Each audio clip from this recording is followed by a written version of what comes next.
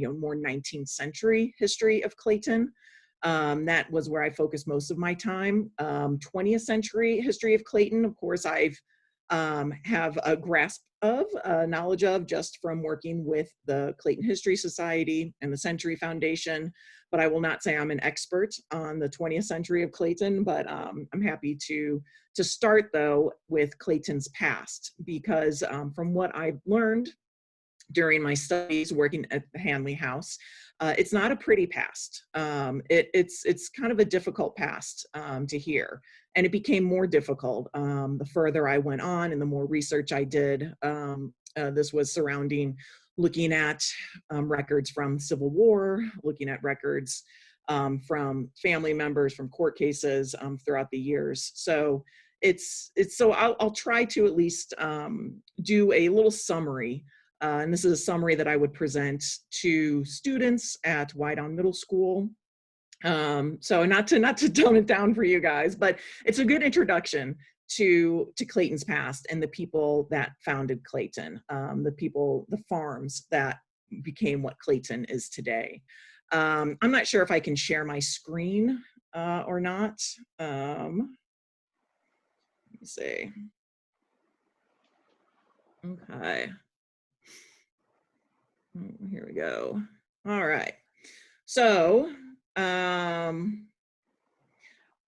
I was saying, that when I was teaching some of the students at Wydown and talking about this history, I would often start with some of these names that you see on the screen. Cyrene Hanley. She was the wife of Martin Franklin Hanley, who lived at the Hanley House, now located at 7600 Westmoreland. The other faces that you see on the screen now, we have Cyrene's mother, Isabella Walton. The Walton family, Isabella was also from the Musick family, so the Musicks and the Waltons were more from the Bridgeton area of St. Louis County, and the Waltons then settled in the Overland area.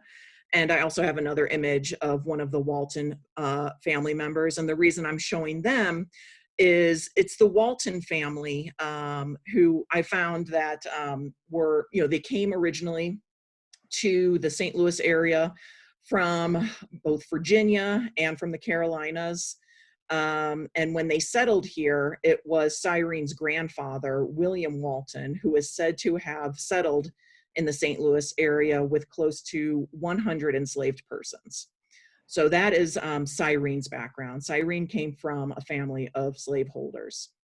And Cyrene herself, when she was married to Martin Franklin Hanley, she and her husband did not own slaves themselves, but eventually would inherit an enslaved woman.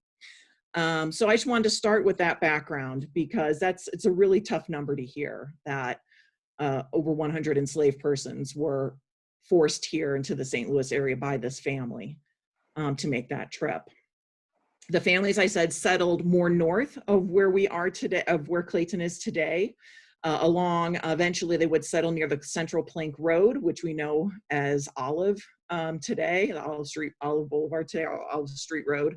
So that's where Martin Franklin Hanley, when he first married Cyrene, he had a blacksmith shop. And so he had a blacksmith shop near where Olive and Hanley Road would intersect today. And that's where he and his wife settled, where they started their family, and where they worked on their business, the blacksmithing shop, and made many connections through the area with other local farmers, because Hanley and his blacksmithing shop made plows. And so he made plows for many of the farmers. We know a lot of this because Hanley kept a day book, a record of who he was selling plows to, what he purchased at the market, who he sold goods to, and who he employed. And so we can see some of those records in his day book, which has been preserved and is at the Hanley House today. And it's been digitized, so that can be made available as well. I know that the City of Clayton has a digital copy of that book, if anybody would like to review it. So Hanley and his wife eventually, though, invested in property a little farther south. That's why he built the Hanley Road. He built the Hanley Road to connect his blacksmithing shop, his original property, with his 100 acres of land to the south. But we see again some of these men that Hanley was doing business with. Some of the names like, the McKnights, John McKnight, Ralph Clayton, Thomas Skinker. These were all men that were customers of Hanley's blacksmith shop, but they were also all born in Virginia and came here to the St. Louis area. So they were like-minded people to Martin Franklin Hanley and his wife, Cyrene.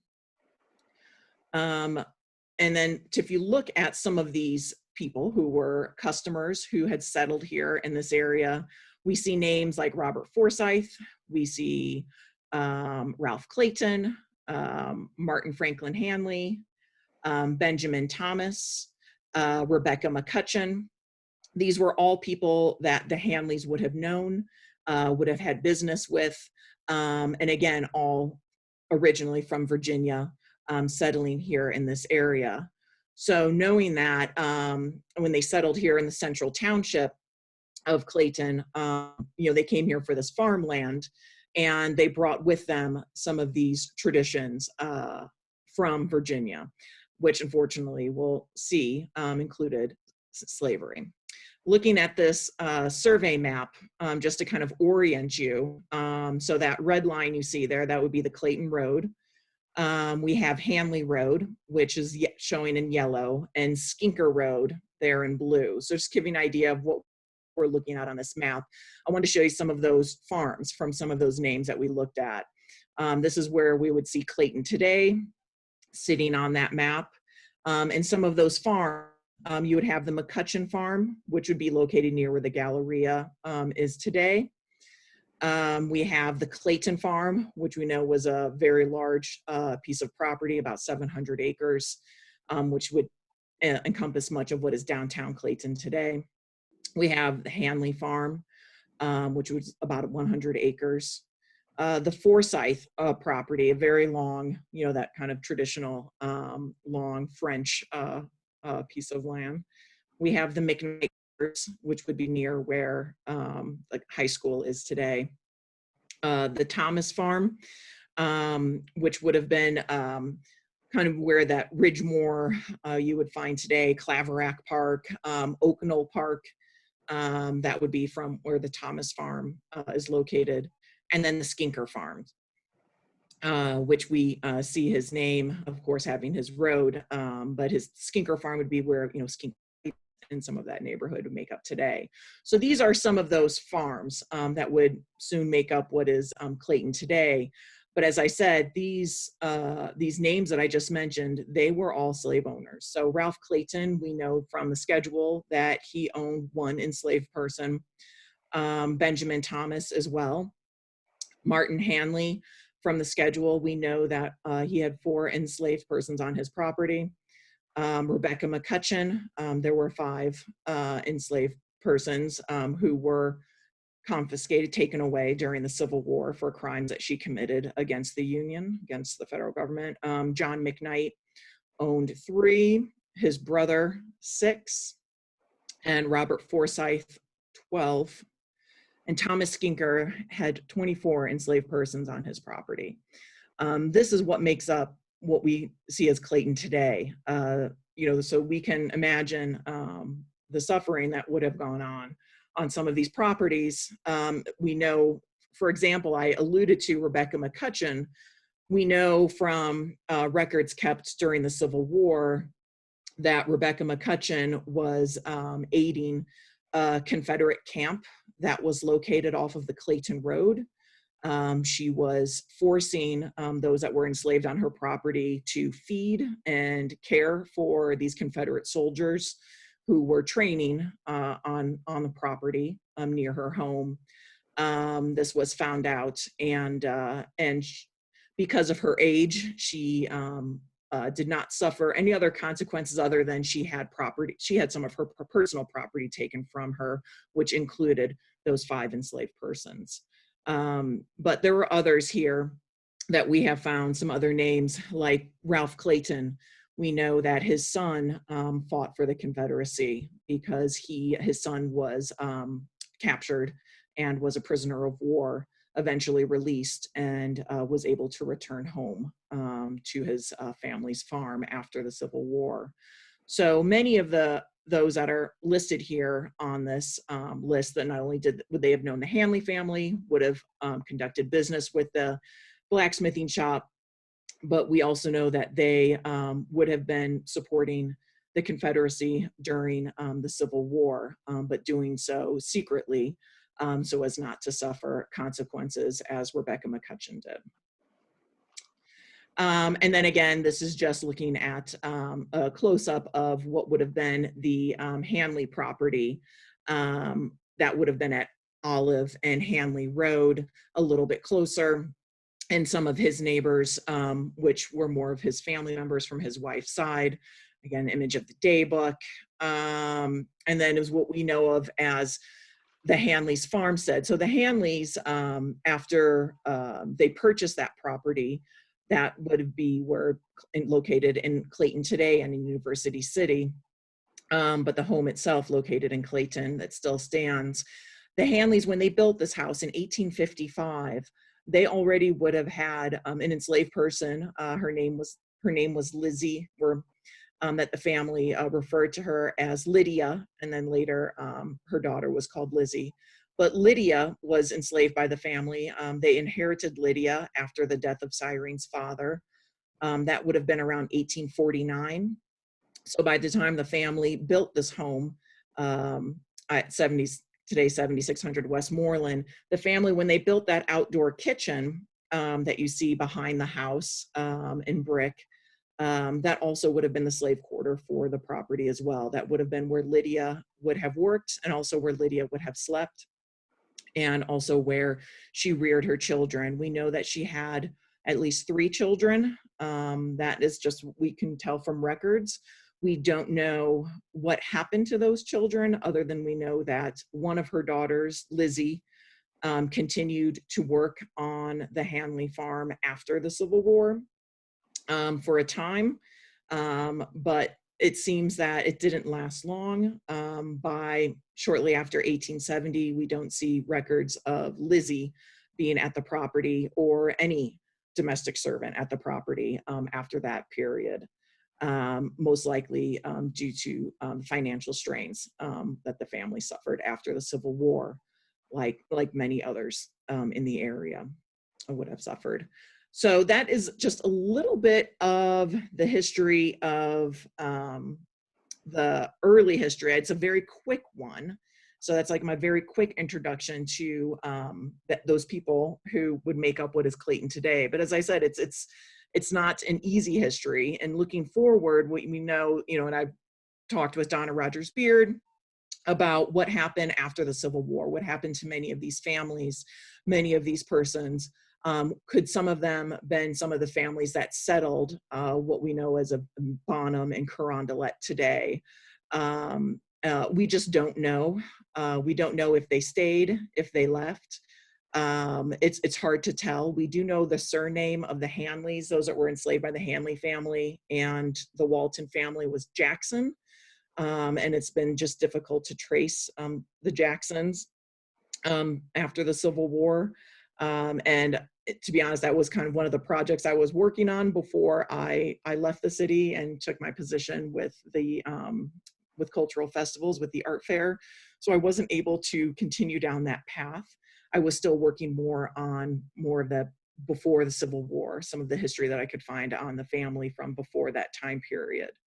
And as I said, it's not an easy history to see. I know that, for example, some of the Walton family members, one in particular, Cyrene's father, in fact, her father was taken to court over abuse of one of his slaves named Peter Jackson, who was abused so terribly he was permanently disfigured. And it's just terrible reading some of those transcripts. So we know that some of these people, like the Hanleys, like the Walton family, they were not good people. They were not kind. They were very difficult, and they committed very cruel acts. And it's tough to share some of this knowledge. Of course, we have to, based on the students who would come to the Hanley House, we would have to change some of what we would tell the students based on their age, and could only share as much as we could with them. And I would give some of that information to their teachers and let the teachers share what they would felt appropriate with the students as well. But it's definitely a very difficult history for many who were enslaved on land what is now Clayton today. So that's just kind of like the brief history. I know I'm really condensing it very quick, but I also wanted to see if anyone had any specific questions. I also have Donna Rogers-Beard and we have these great interviews, these great transcripts of interviews that were conducted by Wydown Middle School students in 1976. And the students were really concerned with race relations. And so there are some great questions in some of these interviews that we can see, where we see some of these Clayton residents discussing what race relations were like in the early 20th century in Clayton. And it's very interesting. I won't go into all of them, and I'm not sure if anyone here has had access to any of those interviews. We have like PDFs of the transcripts in the Clayton History Collection, but some of them are again pretty eye-opening to hear. That many of those who were living in this area of Bonham and Carondelet, the African-American community that was formed there. Of course, this was not desired land in Clayton. This land would have been really kind of pinched in between the railroad tracks and what would then become the courthouse, or what was the courthouse, in that area just south of the courthouse. So in between the courthouse and the railroad tracks, it was not desired. It was basically like an open sewage area, part of it. And so this land, because it was not once desired, it was available. And we see this, many African-American families settling there. And many of them were working in the Clayton area, but they were working in jobs that you would see as like, you hear a lot of families refer to, they would take their laundry down to Bonham. And so there were many women who served by washing the laundry of the white community in Clayton, or they would be there were dressmakers living there. There were delivery men who would deliver groceries. These were some of the jobs of those that were living in this area of Bonham and Carondelet. But there's some great stories of, again, this community spirit centered around First Baptist Church at what is now Brentwood and Bonham today, and a lot of wonderful stories of that community coming together around that church. And it was really a separate community. There was no social interactions between the two, between the African-American community and the white community, but there was a cordial relationship, it seems. They say there was many of the interviews with some of these white community members in the 1970s, they speak of very, I don't want to say, I'm trying to think of the right word to say it, but a relationship of just respect, but not of friendliness. And it's unfortunate in that you see, as some of you probably know, the Adele Starbird. She was she was a writer here, a local writer. She worked with WashU early on too, but Adele shares some of her memories and of her early years. And I think one of her early memories from the early 20th century in Clayton that I thought was very poignant is that she talked about a gentleman, Mr. Coleman, and Mr. Coleman would drive a wagon and would deliver groceries for Hege. Is it pronounced Hege? I think Hege Grocers. But he would deliver groceries for them. And Adele was even encouraged by her family members to go ride around the wagon with Mr. Coleman And so she could jump up on the wagon. And Mr. Coleman was an African-American man. She said she remembers him as being a very large man, but she could ride around on the wagon with him all day long, talking with him and spending the day while he did his deliveries. But as a child, there was then an African-American man who was named a postmaster in Clayton. And as postmaster, this was something that angered some in the community in Clayton. And Adele remembers that she was forbidden from going to pick up the mail for her family after he was installed as the postmaster. And she always thought it strange that she could ride around with Mr. Coleman all day long, but she couldn't go pick up the mail from this African-American postmaster. And of course, as an adult reflecting back on it, she understands that it was because her family was angered that this postmaster didn't stay on. He tried to better himself, tried to rise to a position that her family saw it would have been inappropriate. And so Adele took this very hard, and always remembered that growing up, that she had to experience that. So we do see this definitely a separate and definitely not equal community in Clayton that was formed. And then eventually we do see in the same interviews, I know that they interviewed Jack Kirkland too. And he gave a very nice interview talking about some of the early buyouts of some of the African-American families who were bought out then of Bonham and Carondelet during right before Clayton's big redevelopment or sprawl in the 1950s. He had some really interesting words too, but I can definitely share some of these interviews with this group too, if you would like to see some of them. But that's usually what I refer to when I look towards the 20th century Clayton history and the African-American experience. I will look to some of these interviews. They're not always easy to read because it's, of course, in the voice of 1970s. Some of them, so they use terms that we're not comfortable with today, but I still think it's really important to read to see what some of these early relationships were like for these communities. But like I said, it's not an easy history. We do see that after the Civil War, after of course the Confederacy lost. Many of those names that I mentioned, like Hanley and some of his counterparts, financially they did not do well.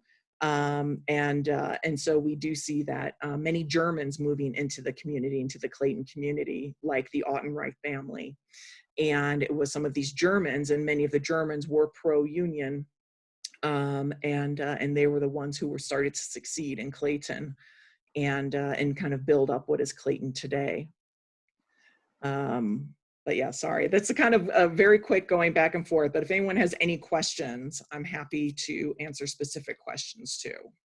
Well, I have a lot of questions and I know I can't ask them all because we're short on time, but I was interested in a lot of things. First of all, those interviews that you talked about. Mm-hmm. Were most of those people that were interviewed, the narrators, were they mostly white? I know you mentioned Jack Kirkland, but other than Jack Kirkland? Other than Jack Kirkland, the only other that I know, an African-American woman who was interviewed, she had been a teacher at Attic School. Rose, I'm trying to find her name, but I have her name here too. Oh, it's Cora, I believe, or Bertha. No, it's Bertha. So I do have an African-American, a woman who was a teacher at Attic School and then later at Richmond Heights. So we do have an interview with her as well. But no, it was primarily those of the white community. And let me ask something else. I know you said that you had tried to trace the descendants of the enslaved. Is that correct? I had tried. I had looked to see if I could find what had happened to some of these members of the families that we know who were enslaved by the Hanley and also the Walton family. As I said, I see that many of them have the name Jackson, and it was too difficult. I was unable to trace them because it's a name that you see over and over, and it's so hard to find where they had gone, where they went. As we see we know one gentleman, George Jackson, who we see mentioned during the war itself. He was enslaved by one of that Cyrene Hanley's brothers. So George Jackson was given his freedom papers by a soldier here in this area during the war. And George left. He left for about 3 months and got out of St. Louis County. We're not sure exactly where he went, but he left for about 3 months. But then he returned because he just didn't know where else to go, whereas we assume. But he came back to this area, and when he did, Cyrene's brother captured him, imprisoned him for being a runaway. Which it's unbelievable, the gall of this man during the Civil War to do that. And then what happened was the Union Army turned around and put Cyrene's brother in prison. They freed George because, of course, George did have his freedom papers, and they imprisoned Cyrene's brother for being a Confederate. So there was at least some justice served there, but not enough. There are some small stories like that I've been able to find, but just not enough to piece together exactly. Let me just say one more thing, then I'll back off. I asked that because I know St. Louis University, when they were founded, the Jesuits brought 12 enslaved people with them, and they were determined to find the descendants. I don't know how they did it. All they had was first names. In fact, I'm still trying to talk to them about that. But they were able to actually locate some of those descendants. One of them is Rachel Prouty, who's a state rep now. So there are people actually still in the St. Louis area. And they want to do an oral history project with those descendants, which I think is a fantastic project. That might be something. I know it takes time and money and effort, but that would be a great project. I have other questions, but I won't say anything else. So. No, I think that would be wonderful. I would love to find out how, what they did, because of course here in St. Louis, maybe some of the tactics that they used, could apply to some of these Clayton families and those that were enslaved here. So that would be really interesting to hear. Yeah. I'd love to hear a little bit more about that. I had something to share and also a question, and just thank you for this presentation. This is really, really important and informative. I'd just love to talk more with you about it. The thing I want to share relates to what Gwen was just talking about, which is that it hasn't been announced yet, but I'm going to be leading a working group. We're meeting for the first time in the next couple of weeks at WashU to start our involvement in universities studying slavery. So WashU is joining this global consortium of over 70 universities across 5 countries that are engaged in a study of how the institutions relate to the history and legacy of slavery. And I think this will be, hopefully, I think we'll benefit tremendously from some of the work you've been doing, Sarah, and also this might be a resource as this kind of continued research and reflection, et cetera, goes, including the oral history. SLU is part of the consortium. So we'll have 2 institutions here in St. Louis that'll be working on this, and it'll be folded into our teaching and research at the university. So it should be really generative of insights.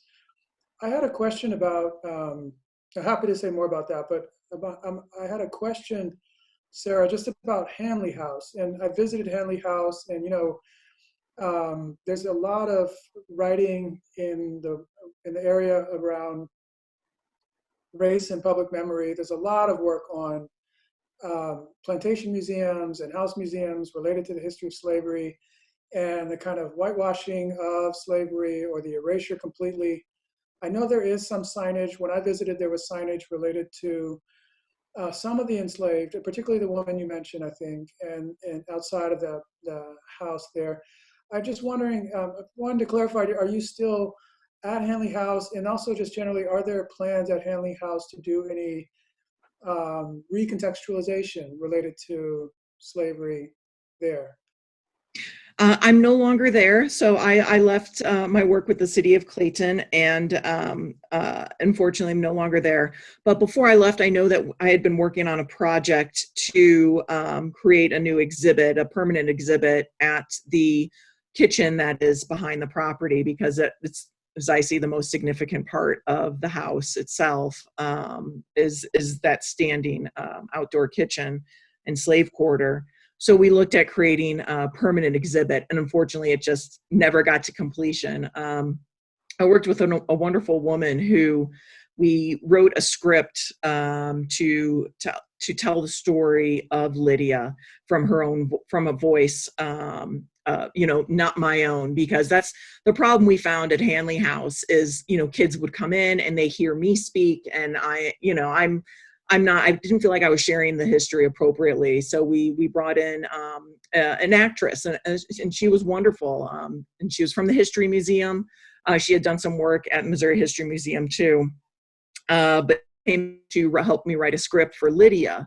And so we were going to take that and create that into more of a permanent exhibit that could be accessed at any time outside of the house, to try to just make it a somber, more solemn experience. And unfortunately, hopefully that will continue on.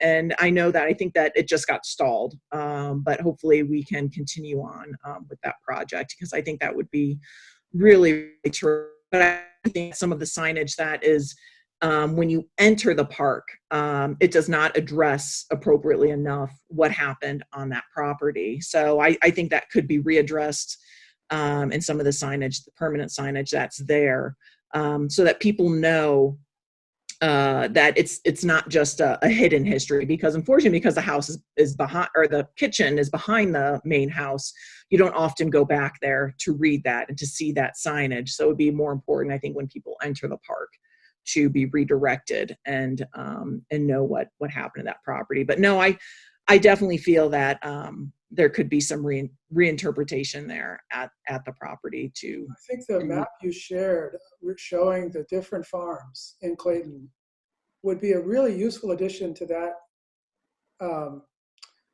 interpretive space, because it clarifies that this was not a kind of aberration. This wasn't this kind of one place where the history of slavery is relevant in Clayton. It is a part of a larger system, of a social system that existed here. And that's, in Hanley House, is probably one of the few remaining sort of historical structures that we could use to appreciate that larger, I'm trying not to use the word landscape, as it having. It's worn out, right? Oh my God. Well, yeah, I think that map kind of blew me away. I thought that was really interesting. I'd love to have a copy of it just so I can refer to it. But yeah, that would be great. And I'm wondering, so that gives us right away other sites which could be candidates for markers. And I mean, I didn't even touch on this either, but we also know that just because you're listed in the slave schedule as being a slaveholder does not mean that you did not support that institution, because we know that even before Hanley himself was a slave owner, we know that he rented slave labor. He used slave labor. We have that recorded. So we also know that even though not all of those families are named, we know that many of them supported that institution. And it was rampant in this area.